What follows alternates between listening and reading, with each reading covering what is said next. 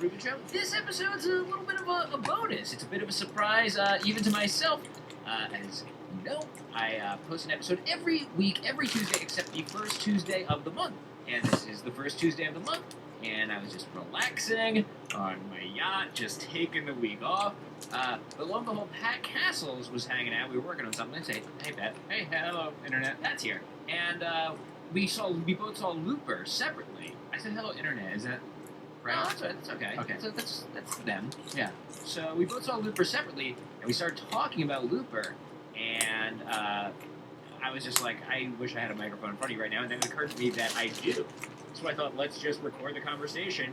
And no one's expecting anything this week, so very casual-like. Let's just. We have to talk about Looper anyway. We might as well record the conversation. But exactly. I think we kind of realized we were sitting down to work together, and then it was like, oh, wait a minute, we've both seen Looper and haven't talked about it yet. Yeah, we gotta have the Looper conversation. I had a similar thing with our friend Adam today, where it was like, oh my God, we've both seen Looper. There's no one here who hasn't seen it, so we're no spoiler.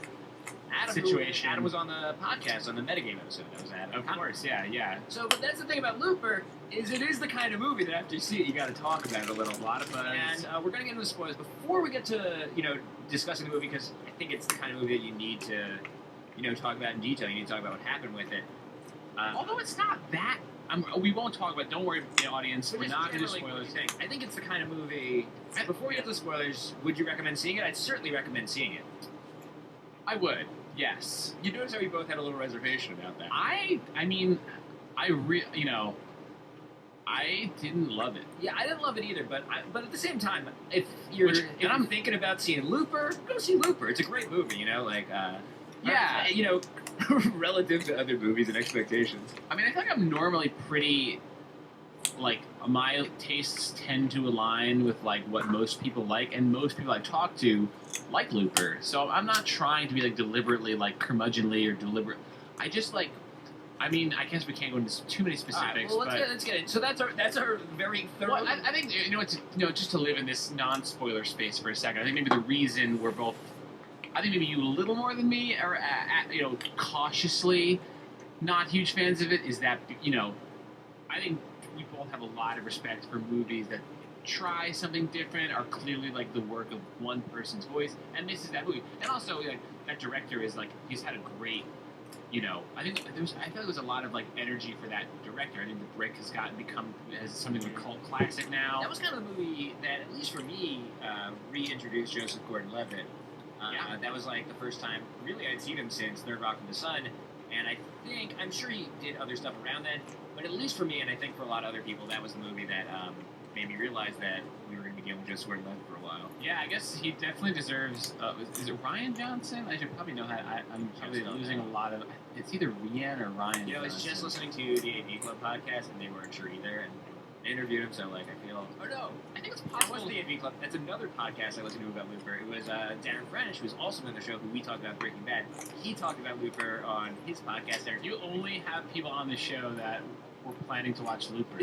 Everyone who's been on this. It wasn't planned that way, but I bet most guests of this show have seen Looper already, and it's only been out for a weekend. But I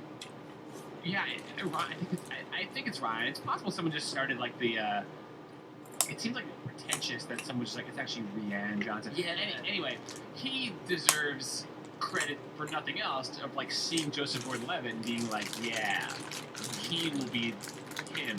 And as we discussed on that Breaking Bad episode, you and I both also saw and liked what's it called? I can't remember the name right. Premium Rush. But even though we both liked Premium Rush, I think we both probably enjoyed Premium Rush more than we enjoyed Looper. I think we both recommended it more enthusiastic, definitely. But it's not a movie you can really talk about, whereas Looper is a movie that you're going to have to chew on both. You got to let it simmer in your own head, and you want to talk about it with other people. I am I really don't saying, I don't pretending... I hate the phrase guilty pleasure. I don't like being I don't care what anyone says. I like Star Wars or whatever. I really don't like having that attitude. I tend to think that, most people have good taste or whatever. I think you and I are the only people in America who like Premium Rush. I've talked to a lot of people.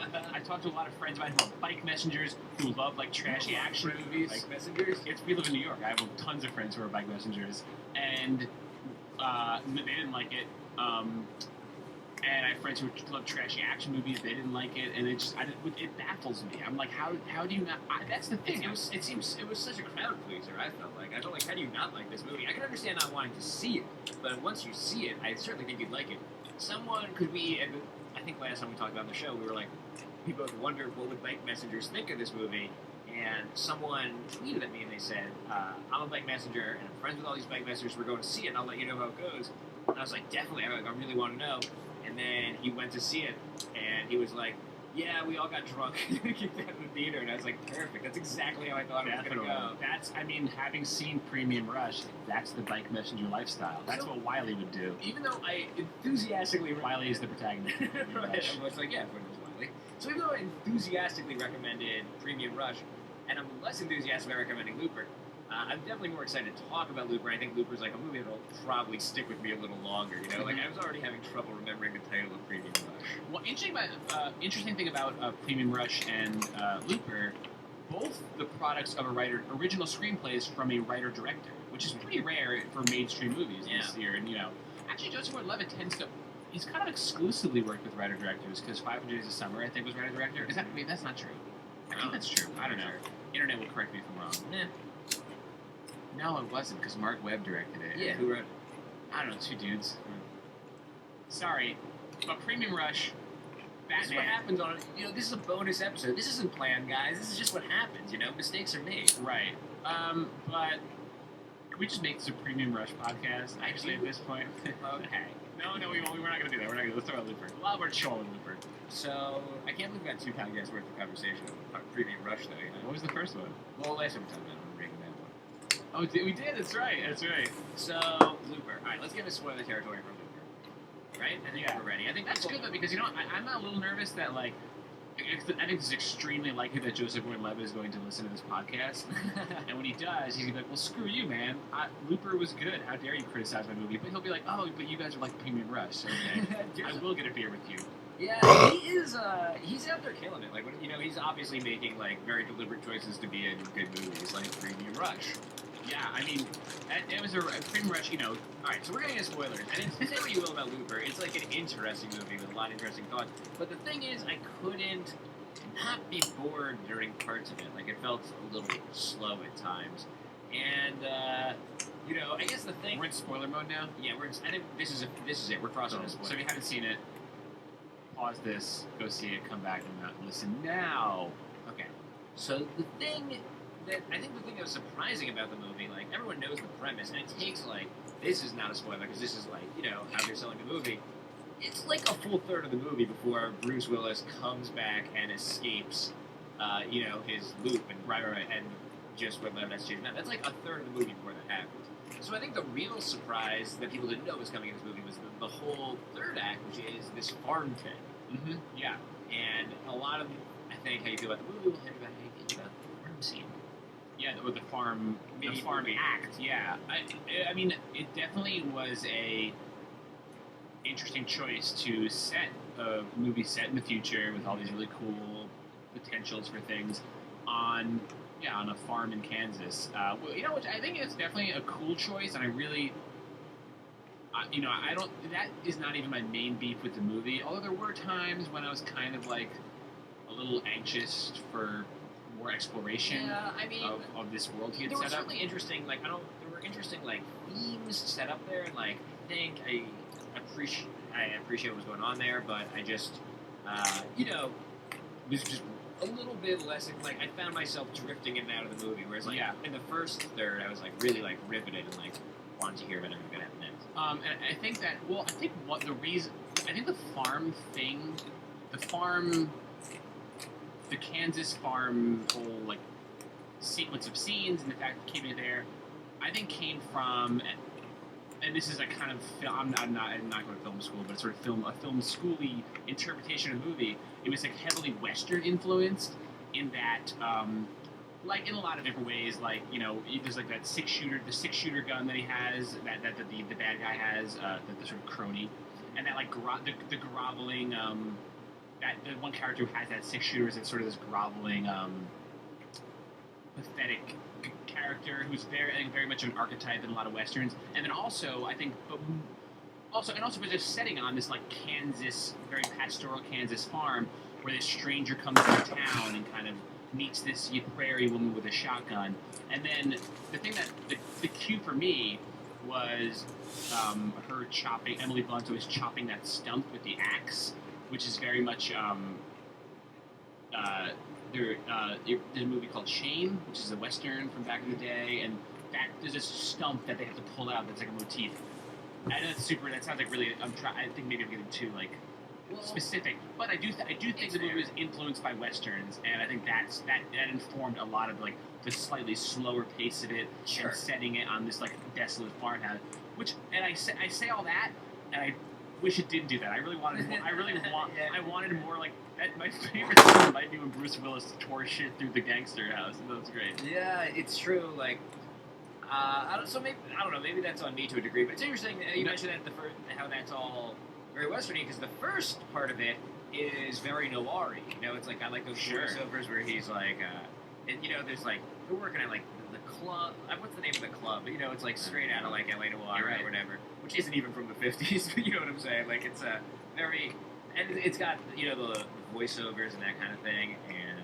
Yeah, you know, I think you're totally right, and I think it's both. And I think Ryan Johnson is the kind of, I mean, he's the guy who, speaking of noir, I mean, it's a great observation because his Brick is very famously a noir set in high school.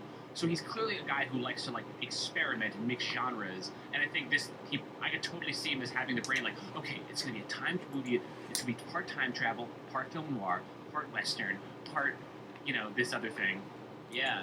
And which episode? Which is cool, which is very admirable. The other thing that he did, which somehow we've gotten this far without bringing up, is Breaking Bad. He's directed an episode of Breaking Bad both this season and last.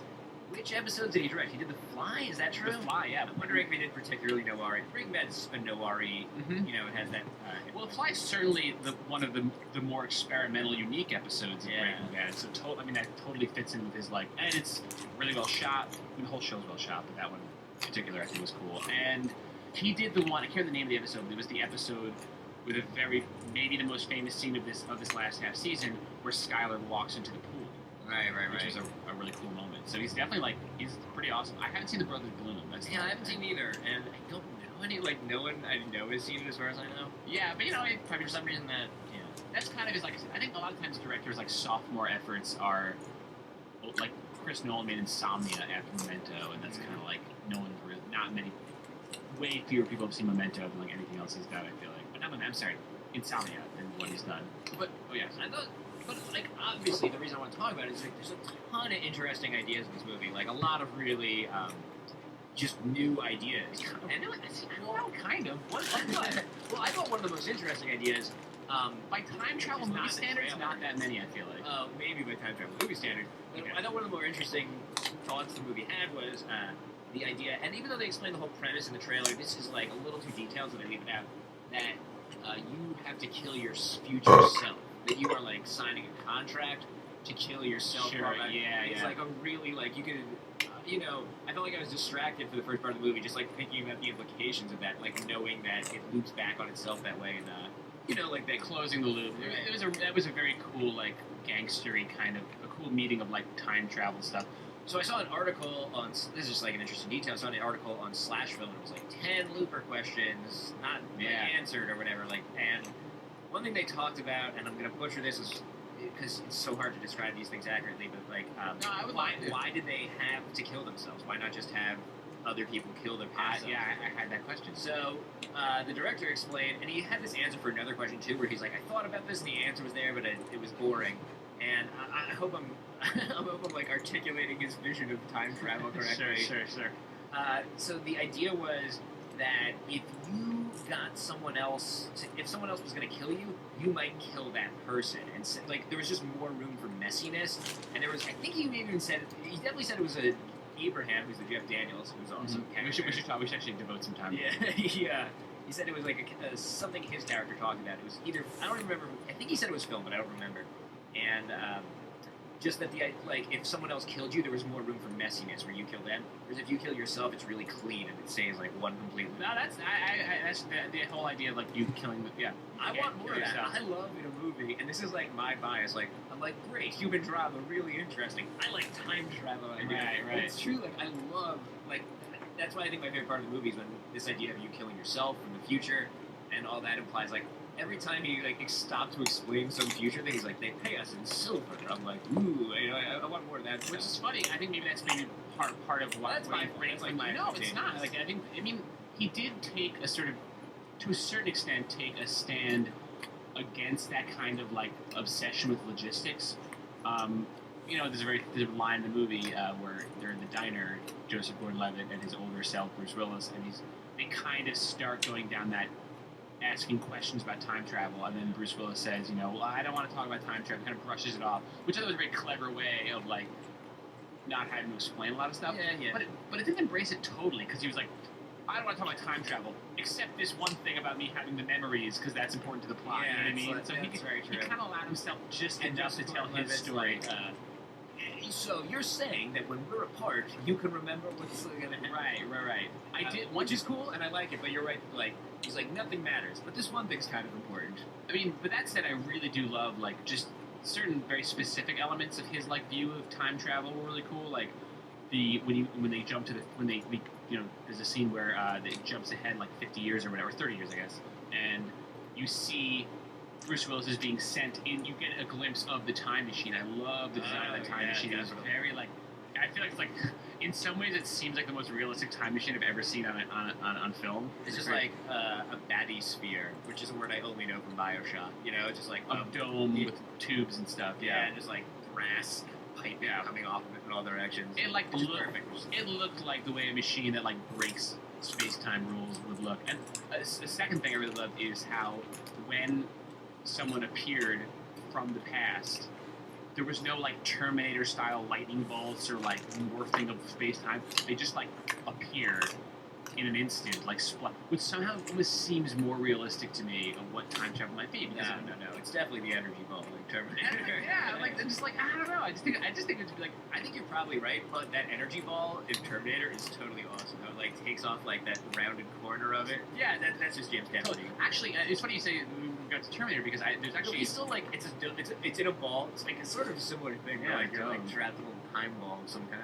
Yeah, and it's also not the if you're sent alone, you're not sent like with the machine. It's not like the H.G. Wells time machine or something.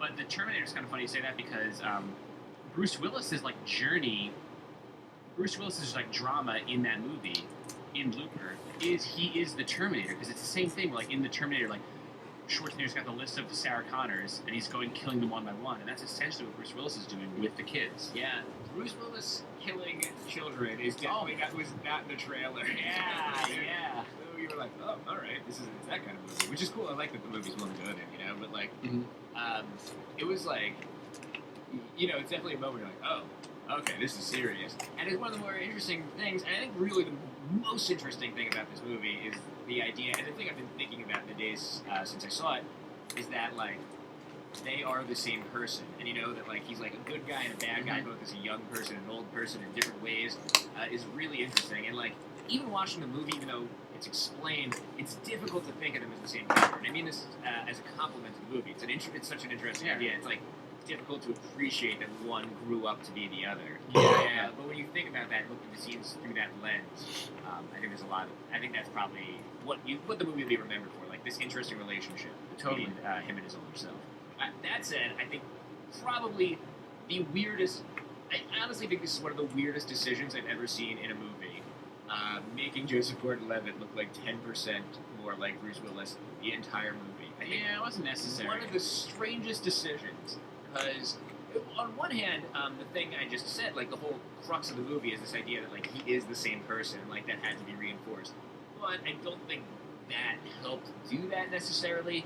It's a little distracting just because you know what Joseph Gordon-Levitt looks like. You've got his Bop poster on your wall, Right. So you know the contours of his dreamy fit. You know what he looks like. So it's like a little bit distracting. I don't know that it helps bridge that gap, which is difficult only because it's such an interesting idea that he is the same person.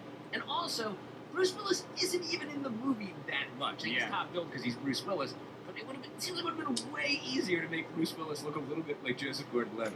Yeah, it's also even if they didn't give either of them any prosthetics and just said they were both the same person, I don't think it'd be the most. It would not be the most egregious example of like future past selves looking different in movie history. I can't think of specific examples, but I think I've seen a movie where like Eric Stoltz plays like a younger, sprightlier Abe Vigoda or something like that. Right. Even within the same movie, Paul Dano's older self is not an older Paul Dano. Like, Yeah. even within this one movie, like, they were like, well, we can't do this twice. We know this is a little silly. That's where that scene, that I thought sequence, that part was awesome. Yeah. Also one of the best, but one of the, like, new, original, like, you've never seen a scene like that. Obviously, it doesn't hold up. The scene where he's, like, disintegrating as he walks. There's that movie. Did you ever see Frequency? That Dennis Quaid movie. That's a great movie. Yeah, there's a scene it's kind of there's some time travel stuff in that, and there's a scene where like it's that weirdly literal. I thought it's not how time travel works though, but whatever. It was a fun sequence. Well, it's not like, time travel, I believe. I think, and I saw the movie once in theaters, by the way, would be declaring it a great movie. Where I believe he's broadcasting into the past. No one's time traveling, but they're changing the past. Right, and specifically, I just remember there's a big fight scene in the future, the present. Jim Caviezel's fighting this old guy who's like a murderer in the '60s, and like, but back in the '60s, they're all his dad's fighting the same character, and like he chops his hand off, or like burns his hand off. I don't know, whatever. But to go back to the Looper, I'm sorry. That was an awesome scene and very horrifying. What did you think of the fact that the movie had telekinetics? Yeah, I mean, I was not totally into that. I thought that it just didn't jive with the rest of the movie for me. I don't see. I said this to you before. Right before I was like, hold on, like jammed the mic in your face. Yeah, it does. I feel like there's like this kind of unwritten rule. It just seems the movie sort of. I just don't think it's the kind of movie that felt like it was allowed to have two entirely separate, impossible things in it. I was like, either it's a world where time travel exists, or it's a world where telekinesis exists. In fact, that's both kind of rubbed me the wrong way. Maybe it's two, and maybe it's the fact not that it's two, but it's only two. Like, if telekinesis and time travel exist, Right. like, maybe there's aliens too, and like Yeah. Well, there's jet motorcycles. That's a thing. Yeah, jet motorcycles. Little cheap. Which actually that. I did like the scene where Joseph Gordon-Levitt was riding the hovercycle because it kind of reminded me of Premium Rush when he's riding the bicycle. So I felt like Ryan Johnson was sort of borrowing from Premium Rush there. Invoking Premium Rush, We should talk about Jeff Daniels also. Yeah, Wait, we actually described the scene. The Paul Dano scene. We kind of just said we were talking we're just like two kids. You're like, and the one part and the other part. Well, that part was. Let's describe. The implicate. I mean, if you're listening, they saw the movie at this point, right? I guess so. So the implication of that scene, I think I understood this correctly, is that they're going to keep Paul Dano alive for the next 30 years or something. But if they're keeping him alive, this is the flaw for me. If they're keeping him alive and like helping him, how does he get to the place? If he's a dismembered person at that point, like mutilated, how does he live his life enough and get to the same place where he's back as he travels back? I think they kind of address that with like. They sort of address that, but the way they address it is it's in that diner scene with the Bruce Willis. I don't know about time travel or whatever. They kind of say that like filed under like I don't want to talk about time travel. That's a minor detail. Yeah, it just sort of had this like attitude of like it only wanted to tell us. I don't. He's claiming he has everything figured out, and I just feel like I don't know if he did or maybe he doesn't need to. I don't know. I'm definitely hesitant to criticize it because it's obviously like he's obviously this the doesn't bother me, like being. going down this path of like, well, how does he if he's the thing? Like that doesn't bother me. The point is like I was legitimately terrified when I thought that they were going to keep him alive for the next 7 years just to like bring him back to life for the moment to dismember him again, or however that works. Like I found that moment terrifying. And that's like good enough for me. Like I don't have. When they sent him forward, okay, so I'm saying because that part was so effective, like I didn't have time to think about like, well then how does this happen? Or how's that? So that doesn't bother me at all. Isn't that? Like, wouldn't he have been dismembered the second he traveled through time? Then when he like arrived? Definitely. Like that's how that scene I think doesn't hold up to time travel scrutiny, but like it was very effective, and I think that counts. Well, I think one aspect of the movie I did like, um, which is not doesn't even really involve the time travel that much, is like the setting of it. It's my favorite sci-fi setting, I think, which is just sort of like not too distant future where like society's America specifically is like kind of starting to crumble or Eye drop drugs. yeah, but it's more like the idea that like it's all Chinese currency and like gold and there's that scene where the guy shoots the guy the guy steals his suitcase and he shoots him with a shotgun. Yeah. It's a very classic thing. It kind of reminds me of Children of Men, which I love that movie. And it's the same. That's not America. It's England, but it's the same kind of like, shit's starting to kind of curse. Yeah. Shit's starting to go wrong. Is your first time on the show? No, I don't remember if I cursed before that. Yeah. Jeff Daniels. Jeff Daniels kind of dispatched very unceremoniously. Did I say that already? But I thought that was the most notable thing about him. Was like, oh, Jeff Daniels isn't in the movie anymore. Yeah. Almost because he's Jeff Daniels. Like, again, this is like my expectations and like my fault. But like, almost like he must not be really dead because he's Jeff Daniels. No, I think it was Ryan Johnson being like tasteful or like trying to be like moody, sort of, with this like not showing us. I thought it was done in a way that was kind of like interesting and harrowing to just like cut it back to him and there's a bullet in his head. That said, I sort of would have minded like just seeing Bruce Willis like blown away. It's just like shaking. Yeah. Yeah, it's true. It's true. I kind of found the action, and this is not my problem with the movie. I think it's just maybe we need more teeth here. I thought we were being very. No, this is my problem with the movie, but I did find the action very unsatisfying, like that in that scene, and also the scene where he shoots the guy and you just see the motorcycle come out of the cloud. Like, I thought it was interesting, but like ultimately unsatisfying. Like, he's like that kind of villain. You bring him back 3 times, then you like gotta see him dispatch. I just found that ultimately unsatisfying. I was kind of go, oh man, well, I think Jeff Daniels was great. Yeah, I thought also it's such a cool him as the villain. It's such a cool concept that he was sent back in time to like set up this organization. Which also like the movie's not really that much, like you said before. It's not really a time travel movie. It's like a movie where people are sent back to this present that we're in. But there's really you can't go back and forth through time. It's just can only be. It's a one-way street. I was wondering how they were getting the messages to where people were going to be. Like, who sends that information back? How does that work? That is the kind of shit that I would like. I love those details. Like, please explain it to me in a promotional graphic novel. I'd love to hear all about it. Right. I mean, that's not what the movie was interested in serving, which is probably the correct answer to like serve this human drama instead. But me, I want to know every detail about like how he was chosen and said to be sent back. No, I think the movie's kind of.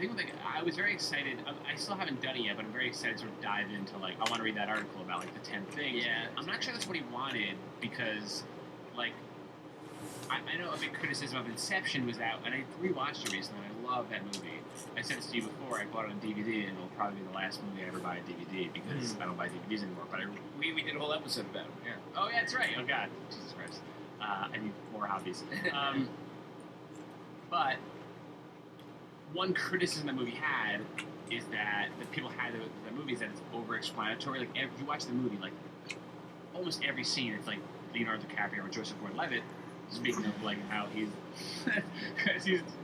I just completely forgot he's in that movie until I said it. Yeah. So, is always explaining stuff to Ariadne or whoever. This movie didn't really do that quite as much. I mean, it had some of it, but like I think you also want to not worry about it too much. Maybe it's not for the worst, but I'm kind of with you where like I like stuff to chew on. You know what the thing is? There's just